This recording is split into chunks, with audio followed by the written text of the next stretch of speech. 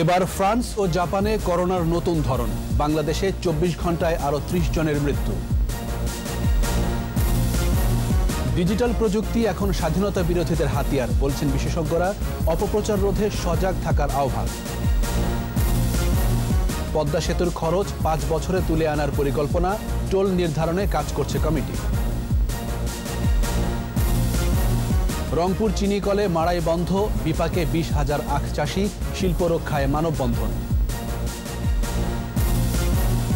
গুণী অভিনেতা আব্দুল কাদেরের মরদেহে সর্বস্তরের শ্রদ্ধা, বনানী কবরস্থানে দাফন।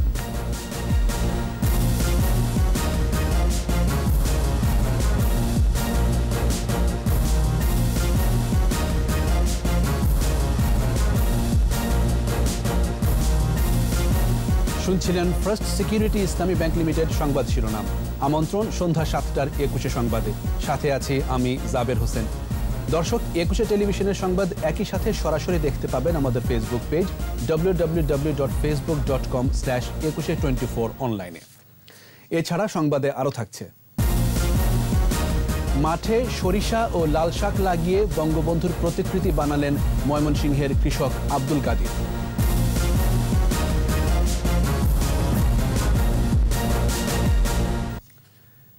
যুক্তরাজ্যের নতুন করোনা ভাইরাস এবার ফ্রান্স এবং জাপানেও ছড়িয়ে পড়েছে। এটি আগেরটির তুলনায় 70% বেশি সংক্রামক। এদিকে বিশ্বে এ পর্যন্ত 8,1,96,000-এর বেশি আক্রান্ত নিয়ে মৃত্যু ছাড়িয়েছে 17,56,000। আরও জানাচ্ছেন আজহারুল ইসলাম। যুক্তরাজ্যে প্রথমবারের মতো নতুন ধরনের করোনা শনাক্ত হয় গেল মঙ্গলবার। যুক্তরাজ্য থেকে ছড়ানো নতুন ধরনের করোনা ভাইরাস এবার ফ্রান্সে শনাক্ত হয়েছে। ফ্রান্সের স্বাস্থ্য মন্ত্রণালয় বলছে, নতুন করোনা ভাইরাসে আক্রান্ত একজনকে আইসোলেশনে রাখা হয়েছে। তিনি 19 ডিসেম্বর লন্ডন থেকে ফ্রান্সের টুর্স শহরে আসেন। এছাড়া জাপানেও নতুন করোনায় আক্রান্ত 5 জন শনাক্ত করা হয়েছে। যুক্তরাজ্য থেকে আসা ভ্রমণকারীদের বিষয়ে কঠোর কোয়ারেন্টাইন বিধি চালু করা হয়েছে দেশটিতে। বিশ্বের বিভিন্ন দেশ এখনও যুক্তরাজ্যের সাথে বিমান চলাচল বন্ধ রেখেছে। তবে ফ্রান্স যুক্তরাজ্যের সাথে বন্ধ করে দেয়া সীমান্তের নিষেধাজ্ঞা বুধবার তুলে নিয়েছে। নতুন ধরনের করোনা বিস্তার বন্ধে কড়া সতর্কতা নেওয়া হয়েছে কানাডাতে। বাসিন্দাদের ঘরে থাকার আহ্বান জানিয়েছেন অন্টারিও কর্তৃপক্ষ। এদিকে বিশ্বে এ পর্যন্ত করোনায় সবচেয়ে ক্ষতিগ্রস্ত দেশ যুক্তরাষ্ট্র।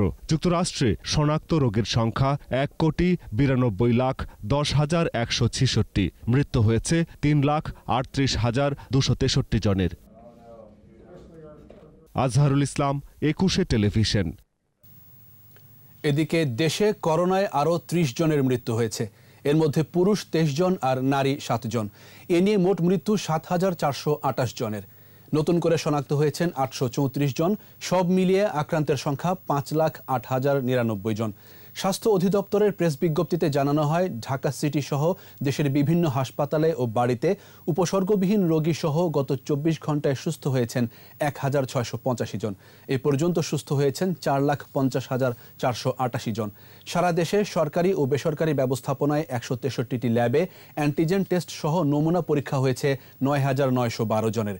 এ পর্যন্ত মোট নমুনা পরীক্ষা হয়েছে 31,59,260টি। ডিজিটাল প্রযুক্তি এখন স্বাধীনতা বিরোধীদের অপপ্রচারের অন্যতম হাতিয়ার। তাদেরকে প্রতিহত করে নিরাপদ সাইবার স্পেস গড়ে তোলা হবে, এগিয়ে যাবে বাংলাদেশ। আইসিটি বিভাগ আয়োজিত জাতির পিতার স্বপ্নের সোনার বাংলা বিনির্মাণে মুক্তিযুদ্ধের চেতনা ধারণ ও ডিজিটাল প্রযুক্তির সর্বোত্তম ব্যবহার শীর্ষক ভার্চুয়াল আলোচনায় এসব কথা জানান আলোচকরা। মেহেদি হাসানের রিপোর্ট। স্বাধীনতার পরই দেশ পুনর্গঠনে আত্মনিয়োগ করেন বঙ্গবন্ধু, যেখানে মানুষের অন্ন, বস্ত্র, বাসস্থান নিশ্চিত করার পাশাপাশি জনগণের সাথে সরকারের সংযোগ স্থাপনে প্রযুক্তির ব্যবহারকেও গুরুত্ব দিয়েছিলেন তিনি।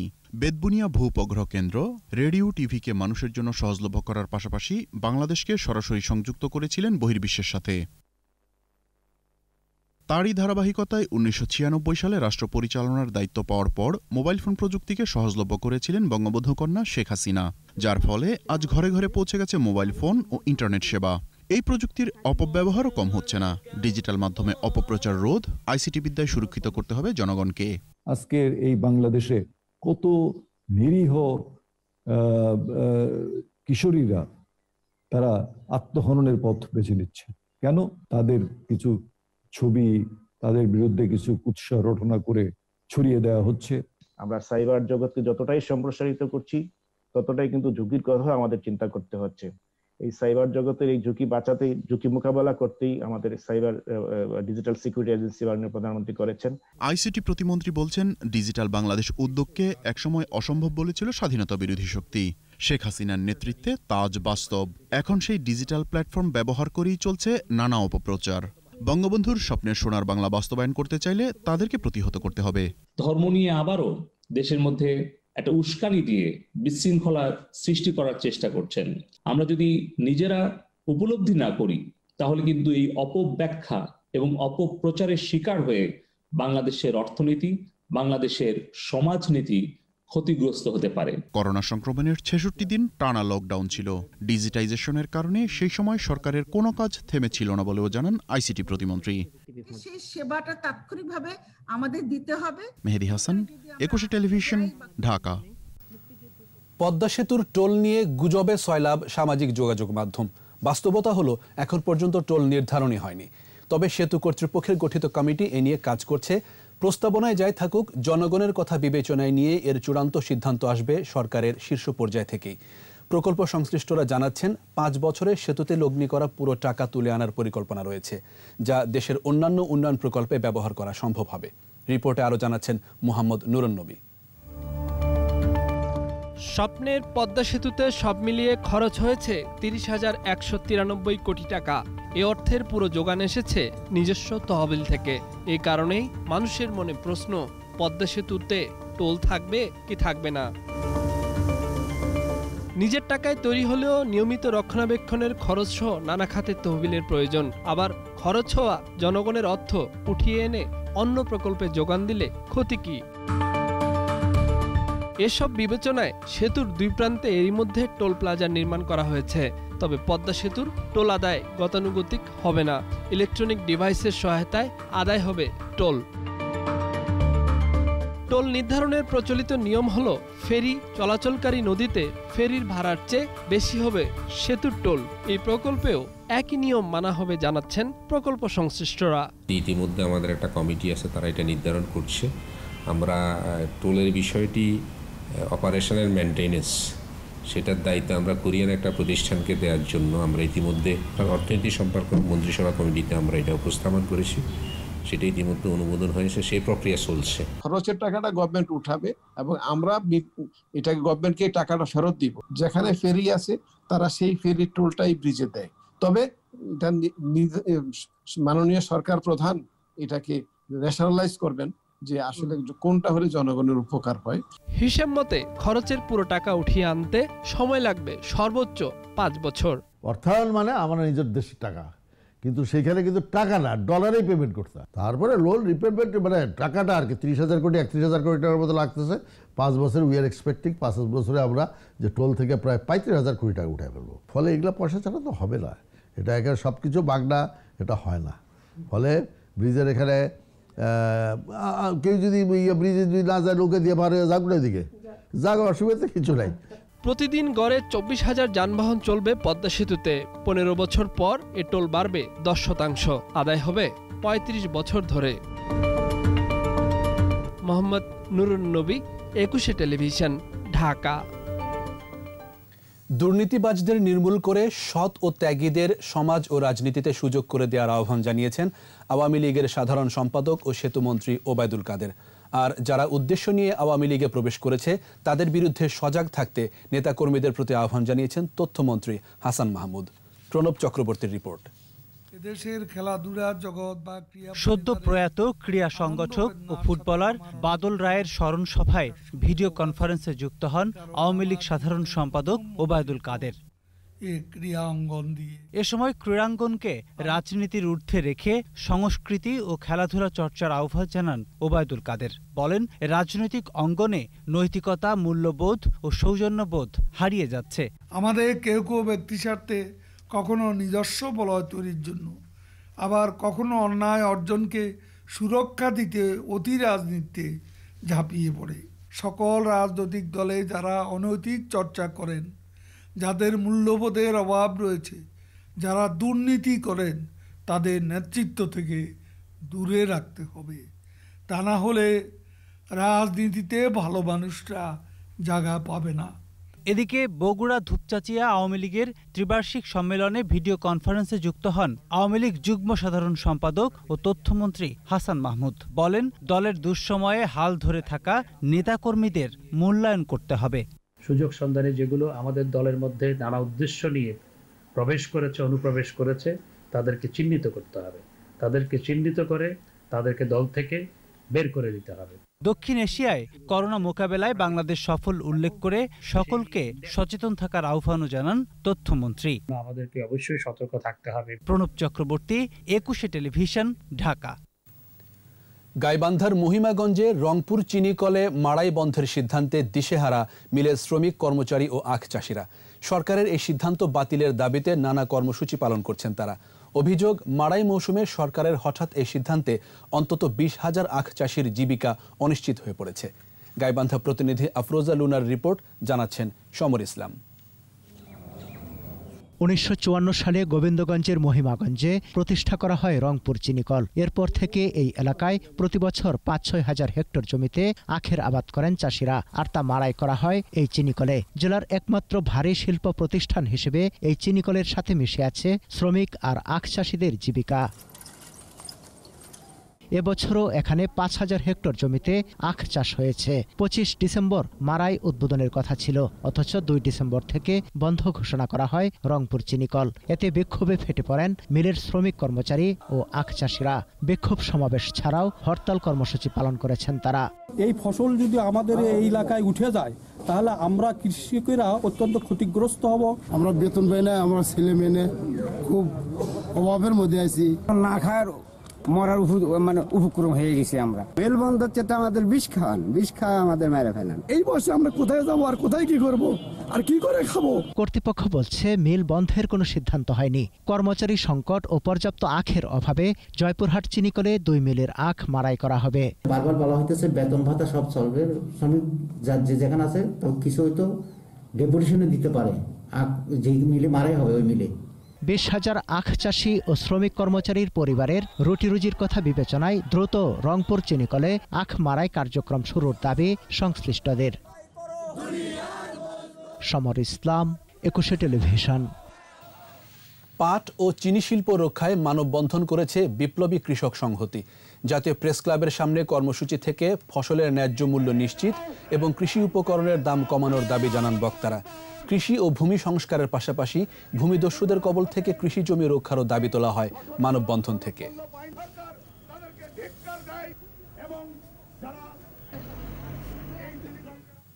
বনানীতে চিরনিদ্রায় শায়িত হলেন গুণী অভিনেতা আব্দুল কাদের। এর আগে শিল্পকলা একাডেমিতে তার প্রতি শেষ শ্রদ্ধা জানায় সর্বস্তরের মানুষ। সকালে রাজধানীর একটি হাসপাতালে তার মৃত্যু হয়। গুণী এই শিল্পীর মৃত্যুতে শোক প্রকাশ করেন রাষ্ট্রপতি মোহাম্মদ আব্দুল হামিদ ও প্রধানমন্ত্রী শেখ হাসিনা। সহকর্মী সাইদুল ইসলামকে সাথে নিয়ে মিনালা দিবার রিপোর্ট। আব্দুল কাদের টেলিভিশন নাটকের ভীষণ জনপ্রিয় নাম। নানা রকম চরিত্রে অভিনয় করে মানুষকে হাসিয়েছেন, আবার কাঁদিয়েছেন। আজ আবারও শেষবারের মতো সবাইকে কাঁদালেন এই গুণী অভিনেতা। শিল্পকলা একাডেমিতে ছলছল চোখে আব্দুল কাদেরের প্রতি শেষ শ্রদ্ধা। শুধু ভালো অভিনেতাই নয়, ভালো এক নাট্য সংগঠককেও হারালো বাংলাদেশ। টেলিভিশনের মাধ্যমে যে জনপ্রিয়তা অর্জন করেছে সেটা খুব কম অভিনেতার ভাগ্যেই ঘটে। একজন নাট্য অন্তপ্রাণ মানুষ, একই সাথে অত্যন্ত ভালো মানুষ। নাট্য অঙ্গনের এই ক্ষতি সহজেই কি পূরণ হবে? তাদের ভাইকে আমরা কথা শুনে লাইভলি বলবো, তার থেকে অনেক বেশি কিছু ছিলেন তিনি। এমন মেধাবী অভিনেতাকে থিয়েটার সারা জীবন স্মরণ রাখবে। নাতনিকে নিয়ে সময় কাটতো আব্দুল কাদেরের। ভীষণ শূন্যতা, যেন কোথাও কেউ নেই। দাদা বলেছে যে যখন আমি চলে যাব তখন ভালো মেয়ে হবা, খারাপ কাজ করবা না, সবসময় বড়দের সম্মান করবা আর বড় সিঙ্গার হবা। গুণী এই শিল্পীর জন্য দোয়া চেয়েছেন স্বজনরা। আমি তো বাংলাদেশে যেতে পারবো, সবাইকে এক নজর দেখতে পাবো, সেটা হয়ে উঠলো না। ওনার জন্য সবাই দোয়া করবেন, আল্লাহ যেন তাকে বেহেশতে নসিব করেন। শ্রদ্ধা নিবেদন শেষে বনানীতে শেষ শয়ান। ঢাকা বিশ্ববিদ্যালয় থেকে নাটকের হাতেখড়ি। নাটকের দল থিয়েটারের সদস্য আব্দুল কাদের পায়ের আওয়াজ পাওয়া যায় এখনো কৃতদাস সহ বিভিন্ন নাটকের 1000-এরও বেশি প্রদর্শনীতে অভিনয় করেছেন। দীপু, তুমি দোকানে গিয়ে একটা সুগন্ধি সাবান নিয়ে এসো। টেলিভিশন নাটকেও দেখিয়েছেন মুন্সিয়ানা। হুমায়ুন আহমেদের কোথাও কেউ নেই নাটকের বদি চরিত্রে অভিনয় করে ব্যাপক প্রশংসিত হয়েছেন, পেয়েছেন জনপ্রিয়তা। খালি ক্রাইং করে, তারপর বললাম যা বলি কান্দিস না, মায়া দেখ। আব্দুল কাদের বেশ কিছু চলচ্চিত্র ও বিজ্ঞাপন চিত্রেও কাজ করেছেন। আমার ঘরের চাল টিকে আছে বহুদিন, দেখাই কেমন। মুন্সিগঞ্জের টঙ্গীবাড়িতে জন্ম নেয়া আব্দুল কাদের কলেজে শিক্ষকতা দিয়ে জীবন শুরু করেন। তিনি আন্তর্জাতিক কোম্পানি বাটায় দীর্ঘদিন কর্মরত ছিলেন। চুলতার কবেকার অন্ধকার। মিনালা দিবা, 21 টেলিভিশন, ঢাকা। তার সাবস্তির কারুকার্য। নো মাস্ক নো সার্ভিস বিধি মেনে চলুন, সুস্থ থাকুন। নিচ্ছি বিরতি, যখন ফিরছি তখন অন্যান্য খবরের সঙ্গে আরও থাকবে। আল্লামা শফি হত্যা মামলা প্রত্যাহারে হুমকি দেয়া হচ্ছে, সংবাদ সম্মেলনে বাদীর অভিযোগ। 7 জেলায় শৈত্যপ্রবাহ, ঘন কুয়াশা আর কনকনে বাতাসে জনজীবন বিপর্যস্ত। আবার আমন্ত্রণ সন্ধ্যা 7টার 21 সংবাদে। আওয়ামী লীগের স্থানীয় সরকার জনপ্রতিনিধি মনোনয়ন বোর্ডের সভা অনুষ্ঠিত হয়েছে।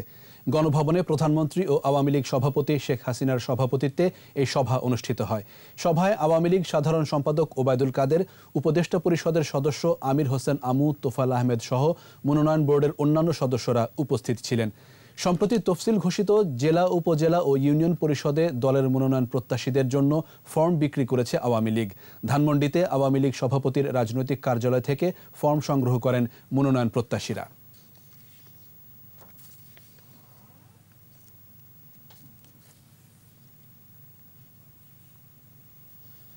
হেফাজতে ইসলামের সাবেক আমির আল্লামা শাহ আহমদ শফি হত্যা মামলার বাদী সহ মরহুমের পরিবারকে প্রাণনাশের হুমকি দেওয়া হচ্ছে। চট্টগ্রাম প্রেস ক্লাবে সংবাদ সম্মেলনে এই অভিযোগ করেছেন মামলার বাদী ও আল্লামা শফির জামাতা মঈনুদ্দিন। তিনি বলেন, হত্যা মামলা দায়ের হওয়ার পর তাকে ও তার ভাগ্নেদের প্রাণনাশের হুমকি দেওয়া হচ্ছে। এর জন্য তিনি হেফাজতের বর্তমান আমির জুনায়েদ বাবুনগরীর অনুসারীদের দায়ী করেন। 18 সেপ্টেম্বর মারা যান আল্লামা শফি। 3 মাস পর 17 ডিসেম্বর চট্টগ্রামের আদালতে মামলা করেন তার শ্যালক মঈনুদ্দিন। আদালতে দায়ের হওয়া নালিশি মামলাটি তদন্ত করছে police bureau of investigation, PBI।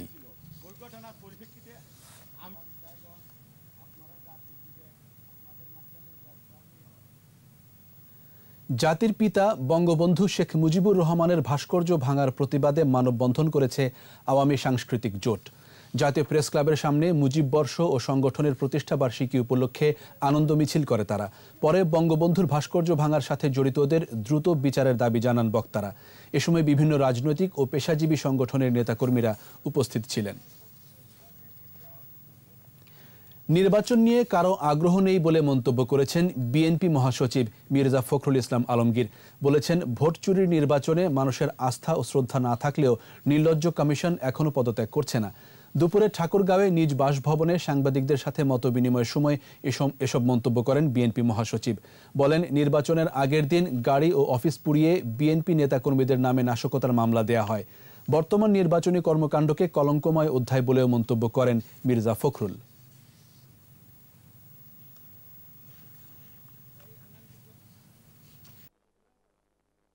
যে নির্বাচন কমিশনের সম্পর্কে দেশের মানুষের কোনো শ্রদ্ধা নেই, আস্থা নেই, প্রকাশ্যে বলা হচ্ছে যে তারা চুরি করছে, তারপরেও সেই সমস্ত লজ্জাহীন, শরমহীন নির্বাচন কমিশন এখন পর্যন্ত পদত্যাগ না করে সেটাকে আবার ডিফেন্ড করছে। সেখানে কি প্রশ্ন করবেন, কি কথা বলবেন? এর চেয়ে কলঙ্কময় অধ্যায় তো আর কিছু নাই যে একজন নির্বাচন প্রধান কমিশনার এবং তার কমিশনকে বলা হচ্ছে যে তারা চোর। বকেয়া বেতন পরিশোধের দাবিতে টানা তৃতীয় দিন রাস্তা অবরোধ ও বিক্ষোভ করেছে গাজীপুরের স্টাইল ক্রাফটস পোশাক কারখানার শ্রমিকরা। সকাল থেকে ঢাকা জয়দেবপুর 3 সড়ক এলাকায় বিদ্যুতের খুঁটি ফেলে আন্দোলন করে তারা। শ্রমিকদের অভিযোগ, ওই কারখানায় গত সেপ্টেম্বর ও অক্টোবরে 65% বেতন দেওয়া হয়েছে। নভেম্বরের বেতন দেওয়ার একাধিক তারিখ দিলেও কারখানা কর্তৃপক্ষ তা পরিশোধ করেনি। এদিকে মানুষের দুর্ভোগ লাঘবে বিকল্প রাস্তা দিয়ে যানবাহন চলাচল সচল রেখেছে আইনশৃঙ্খলা বাহিনী। দেশের উত্তর ও পশ্চিমাঞ্চলে 7 জেলায় বয়ে যাচ্ছে শৈত্যপ্রবাহ। জবুথবু হয়ে পড়েছে জনজীবন। আজ দেশের সর্বনিম্ন তাপমাত্রা রেকর্ড করা হয়েছে নওগাঁর বদলগাছিতে 8 ডিগ্রি সেলসিয়াস। প্রতিনিধিদের সহায়তায় মাসুম আলিসার রিপোর্ট। দিনাজপুর, নীলফামারী, কুড়িগ্রাম, পঞ্চগড়, রাজশাহী, পাবনা, নওগাঁ, কুষ্টিয়া ও শ্রীমঙ্গল অঞ্চলসমূহের উপর দিয়ে মৃদু শৈত্যপ্রবাহ বয়ে যাচ্ছে। কুড়িগ্রামে ঘন কুয়াশা আর হিমেল হাওয়ায় জনজীবনে নেমে এসেছে স্থবিরতা। ঠান্ডায় কষ্টে আছে ছিন্নমূল মানুষ। এতটাই ঠান্ডা যে হাত পা মনে করেন যে কাঁকড়ার মতন বেকা হয়ে আসে। যে ঠান্ডা পড়ছে খেতে যাবো কুয়াশার জন্য যাইতেছি না। মৌলভীবাজারে ঘন কুয়াশায় ঢাকা পড়ে আছে সূর্য। কৃষকেরা বিপাকে পড়েছেন গবাদি পশু নিয়ে। বস্তা কাপড় দিয়ে রাখা লাগে, ঠান্ডা বাড়িয়েছে বেশি। পঞ্চগড়ে শীত আর ঘন কুয়াশায় বিপর্যস্ত হয়ে পড়েছে জনজীবন। ঠাকুরগাঁওয়ে ঘন কুয়াশা আর হিমশীতল বাতাসে জেকে বসেছে শীত। বাড়ছে ঠান্ডাজনিত বিভিন্ন রোগ। শিশু ডায়রিয়া হচ্ছে আমার বাবু, 4 দিন ধরে ভর্তি আছে। বাচ্চা ঠান্ডা লাগার কারণে এখন নিউমোনিয়া হয়ে গেছে। রংপুরে ঘন কুয়াশা আর হিমেল বাতাস শীতের তীব্রতাকে বাড়িয়ে দিচ্ছে। কুয়াশার কারণে দিনের বেলাতেও হেডলাইট জ্বালিয়ে যানবাহন চলাচল করতে হচ্ছে। এবার ঠান্ডা খুব, হাত মোটাটা হচ্ছে বাবা। এবার কাপড় চোপড়, ঠান্ডার কাপড় চোপড় কেউ দেয়নি। ঠান্ডা তো খুবই, এখনো কোনো কিছু আমাদের এদিকে আসে নাই। মাগুরায় 5 শতাধিক শীতার্তদের মাঝে শীতবস্ত্র বিতরণ করা হয়েছে। মাসুম আলিসা, 21 টেলিভিশন।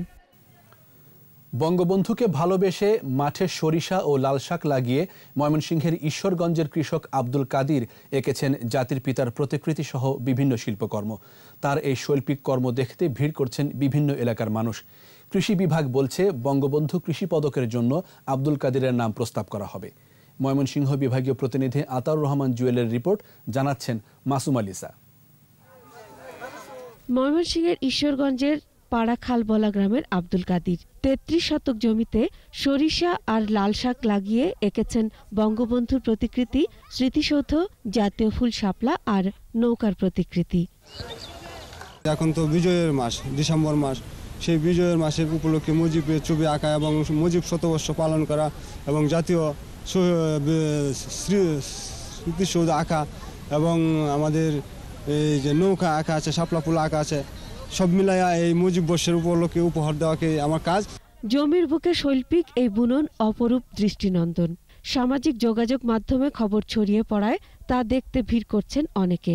জাতীয় জনক বঙ্গবন্ধু শেখ মুজিবুর রহমান এখানে আছেন, মানুষ চারিদিকে তারা আসে এখানে দেখতে। সকল সদস্যের সমন্বয়ে সহযোগিতায় এই আজকের এই বিভিন্ন জায়গায় বিভিন্ন মিডিয়ায় এসে যে প্রচার করছেন এবং দেশে দেখছে।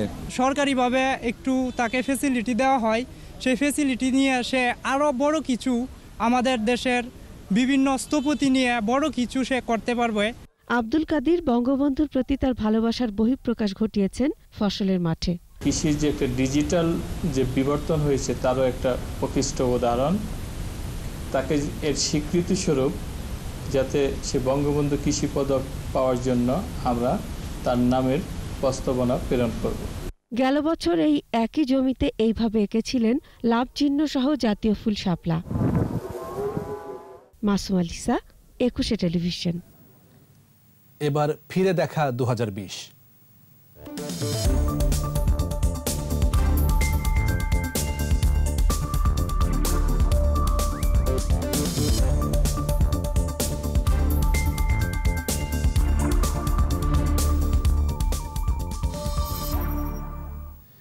জাতির পিতার জন্মশতবার্ষিকী মুজিব বর্ষ উদযাপনে সব প্রস্তুতি যখন সম্পন্ন, তখনই হানা দেয় মহামারী করোনা। স্থগিত করা হয় সব কর্মসূচি। মূল অনুষ্ঠানটি হয় ডিজিটাল প্ল্যাটফর্মে। জাতীয় সংসদের বিশেষ অধিবেশনে জাতির পিতার জীবন কর্ম নিয়ে আলোচনা করেন সংসদ সদস্যরা। সকল অনুষ্ঠান সংকুচিত হলেও মুজিব বর্ষে গৃহহীনদের ঘর করে দেওয়ার নির্দেশ দেন প্রধানমন্ত্রী। আরও জানাচ্ছেন প্রণব চক্রবর্তী।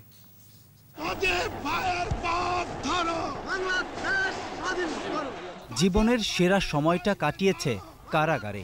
তার ভাবনায় বাংলা আর বাঙালি তার আপনজন। তাই তো বঙ্গবন্ধু শেখ মুজিবুর রহমান সর্বকালের সর্বশ্রেষ্ঠ বাঙালি।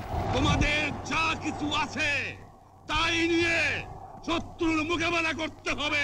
তার ডাকেই বাঙালি ঝাঁপিয়ে পড়ে মুক্তিযুদ্ধে। তিনি সৃষ্টি করেছেন একটি জাতি রাষ্ট্র। রক্ত যখন দিয়েছি, রক্ত আরো দেব, এদেশের মানুষকে মুক্ত করে ছাড়বো ইনশাআল্লাহ। জাতির পিতার ১০০তম জন্মবার্ষিকী ঘিরে বছরব্যাপী নানা আয়োজনের পরিকল্পনা ছিল। ২৯৬টি পরিকল্পনা সংবলিত একটি মহাপরিকল্পনা নেওয়া হয়েছিল। ১০ জানুয়ারি ক্ষণ গণনার শুরু, সবকিছুই প্রায় প্রস্তুত। এর মাঝেই দেশে করোনা সংক্রমণের শুরু। স্থগিত করা হয় প্যারেড গ্রাউন্ডে মুজিব বর্ষের মূল আয়োজনও। ভার্চুয়ালি হয় সকল আয়োজন। মূল অনুষ্ঠান মুক্তির মহানায়ক প্রচার হয় দেশের সব টেলিভিশন চ্যানেলে। অনুষ্ঠানে ছিলেন বঙ্গবন্ধুর ২ কন্যা। কবিতার পংক্তিতে বাবাকে স্মরণ। জন্মদিনে প্রতিবার একটি ফুল দিয়ে শুভেচ্ছা জানানো ছিল আমার সবচেয়ে আনন্দ। আর কখনো পাবো না এই সুখ, আর কখনো বলতে পারবো না শুভ জন্মদিন। মুজিব বর্ষে সারা দেশে ১ কোটি বৃক্ষরোপণ করা হয়। প্রধানমন্ত্রী নির্দেশ দেন কেউ যাতে গৃহহীন না থাকে। মুজিব বর্ষ আমরা উদযাপন করছি। এই মুজিব বর্ষের ভিতরেই বাংলাদেশে একটা মানুষও গৃহহীন থাকবে না। জাতীয় সংসদে হয় বিশেষ অধিবেশন। জাতির পিতার প্রতি বিনম্র শ্রদ্ধা জানিয়ে বক্তৃতা করেন রাষ্ট্রপতি আব্দুল হামিদ। 1938 সালে শেরে বাংলা একে ফজলুল হক ও হুসেন শহীদ সোহরাওয়ার্দীর সাথে বঙ্গবন্ধুর পরিচয় ঘটে এবং প্রথম পরিচয়ে তিনি নেতাদের দৃষ্টি আকর্ষণ করতে সক্ষম হন। আলোচনায় অংশ নেন প্রধানমন্ত্রী ও সংসদ নেতা শেখ হাসিনা। সবার কণ্ঠেই জাতির পিতার প্রতি শ্রদ্ধা, কৃতজ্ঞতা। সর্বকালের সর্বশ্রেষ্ঠ বাঙালি জাতির পিতা বঙ্গবন্ধু শেখ মুজিবুর রহমানের প্রতি বিনম্র শ্রদ্ধা নিবেদন করা হোক। বাঙালির জন্যই জীবনভর ত্যাগ করেছেন, মৃত্যুকে সাথে নিয়ে পথে হেঁটেছেন। তাই তো মুক্তির মহানায়ক থাকবেন বাঙালির মনের মণিকোঠায়। প্রণব চক্রবর্তী, ২১শে television, Dhaka. No mask no service বিধি মেনে চলুন, সুস্থ থাকুন। নিচ্ছি বিরতি, যখন ফিরছি তখন অন্যান্য খবরের সঙ্গে আরও থাকবে। কুষ্টিয়ায় পৌরসভা নির্বাচন কেন্দ্র করে সংঘর্ষে ১ জন নিহত, আহত ৫। দেখছেন সন্ধ্যা ৭টার ২১শে সংবাদ। কুষ্টিয়া পৌরসভা নির্বাচনকে কেন্দ্র করে ২ কাউন্সিলর প্রার্থীর সমর্থকদের সংঘর্ষে ১ জন নিহত হয়েছে। এ সময় আহত হয়েছে আরও ৫ জন। আহত ২ জনকে হাসপাতালে ভর্তি করা হয়েছে। পুলিশ ও স্থানীয়রা জানায়, শুক্রবার রাতে ১৩ নম্বর ওয়ার্ডে কাউন্সিলর প্রার্থী মাহবুবুর রহমান পাখি তার সমর্থকদের নিয়ে প্রচারণা চালাচ্ছিল। সে সময়ে বর্তমান কাউন্সিলর ও প্রার্থী রবিউল ইসলাম রবি ও তার সমর্থকরা বাধা দিলে সংঘর্ষ বাধে। পরে গুরুতর আহত সোহেলকে হাসপাতালে নেয়ার পথে মারা যায়।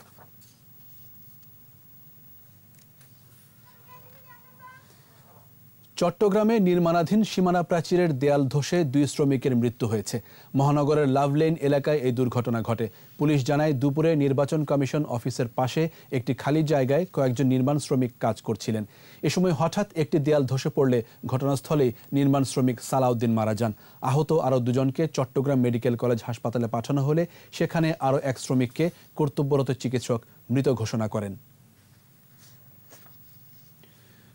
নোয়াখালী বিজ্ঞান ও প্রযুক্তি বিশ্ববিদ্যালয়ে স্বাধীনতার স্মারক মুক্তিযুদ্ধ স্মৃতি ভাস্কর্য।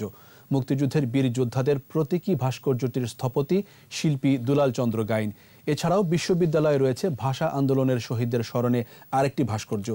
এগুলো নতুন প্রজন্মের কাছে চেতনা এবং ইতিহাসের স্মারক। নোয়াখালী প্রতিনিধির রিপোর্ট, জানাচ্ছেন মাসুম আলিসা।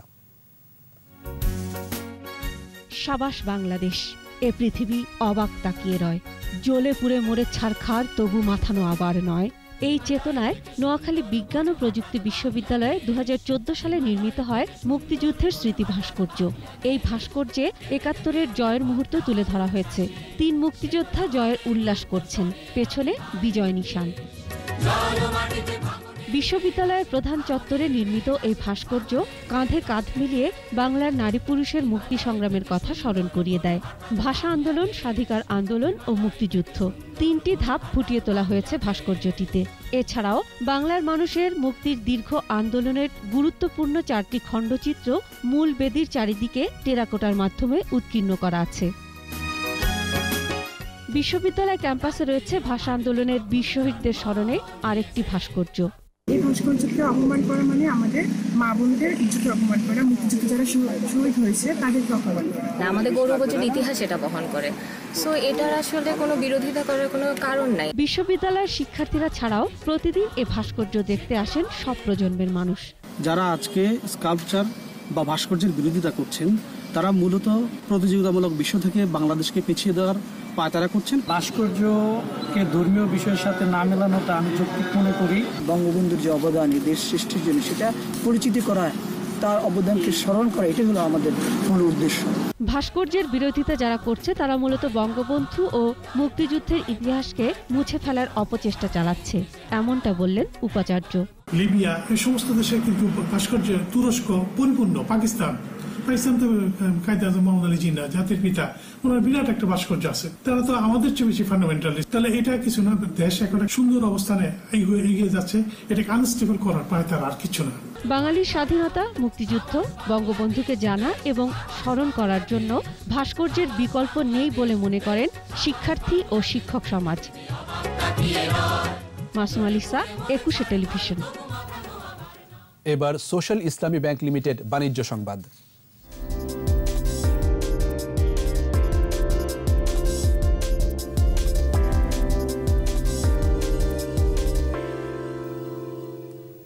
কক্সবাজারকে আন্তর্জাতিক মানের পর্যটন নগরী করতে প্রধানমন্ত্রী শেখ হাসিনা নিরলসভাবে কাজ করে যাচ্ছেন বলে মন্তব্য করেছেন নৌপরিবহন প্রতিমন্ত্রী খালিদ মাহমুদ চৌধুরী। কক্সবাজারে 6 দিনব্যাপী আন্তর্জাতিক ইলিশ পর্যটন ও উন্নয়ন উৎসবের সমাপনী দিনে এই মন্তব্য করেন তিনি। সভাপতিত্ব করেন স্থানীয় সাংস্কৃতিক কেন্দ্র পদক্ষেপ বাংলাদেশের কেন্দ্রীয় কার্যনির্বাহী পরিষদের প্রতিষ্ঠাতা সভাপতি কবি বাদল চৌধুরী। উন্নয়নের মধ্যে সাংস্কৃতিক কেন্দ্রের পরিচালক মং এ খেন, বে অফ বেঙ্গলের ব্যবস্থাপনা পরিচালক তোফায়েল আহমেদ ও সংগঠনের সাধারণ সম্পাদক জান্নাতুন নিসা।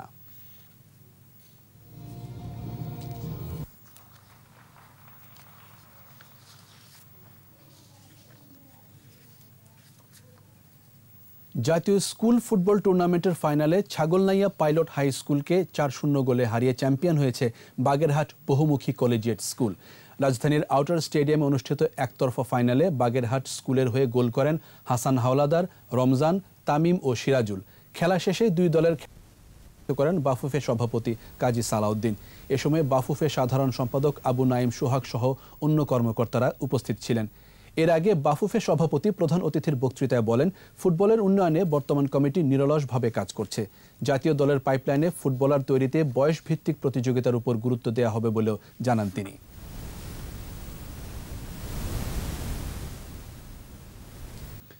জাতির পিতা বঙ্গবন্ধু শেখ মুজিবুর রহমানের জন্মশতবার্ষিকী উদযাপন উপলক্ষে রাজধানীর সুলতানা কামাল ক্রীড়া কমপ্লেক্সে আজ শুরু হলো বঙ্গবন্ধু বিজয় দিবস নারী বাস্কেটবল টুর্নামেন্ট। প্রতিযোগিতার উদ্বোধন করেন বাংলাদেশ বাস্কেটবল ফেডারেশনের সভাপতি ডাক্তার মোস্তফা জালাল মহিউদ্দিন। এ সময় উপস্থিত ছিলেন মহিলা ক্রীড়া সংস্থার ভারপ্রাপ্ত সভাপতি আঞ্জুমান আরা আকসির, সাধারণ সম্পাদক ফিরোজা করিম নেলি এবং বাস্কেটবল ফেডারেশনের সাধারণ সম্পাদক লেফটেন্যান্ট কমান্ডার অবসরপ্রাপ্ত এ কে সরকার। প্রতিযোগিতায় মোট 8টি নারী দল অংশগ্রহণ করছে।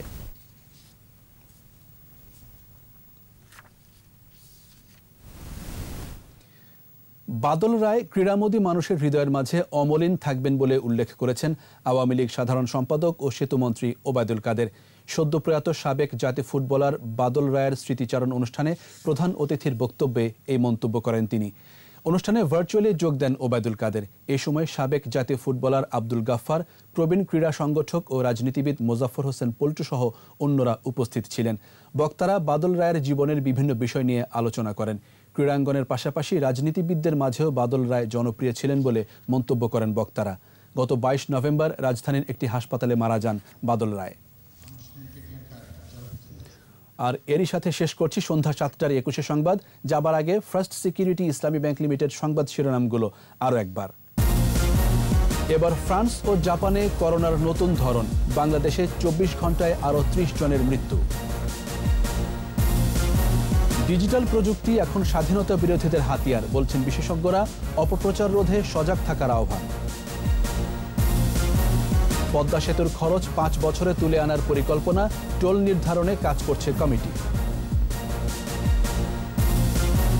রংপুর চিনিকলে মাড়াই বন্ধ, বিপাকে 20,000 আখ চাষি, শিল্প রক্ষায় মানববন্ধন। গুণী অভিনেতা আব্দুল কাদেরের মরদেহে সর্বস্তরের শ্রদ্ধা, বনানী কবরস্থানে দাফন।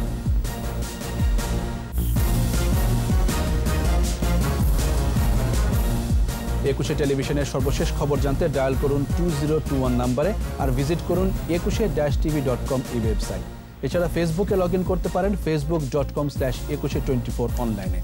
আমাদের পরের সংবাদ রাত 9টায় দেখার আমন্ত্রণ রইল। স্বাস্থ্যবিধি মেনে চলুন, সুস্থ থাকুন।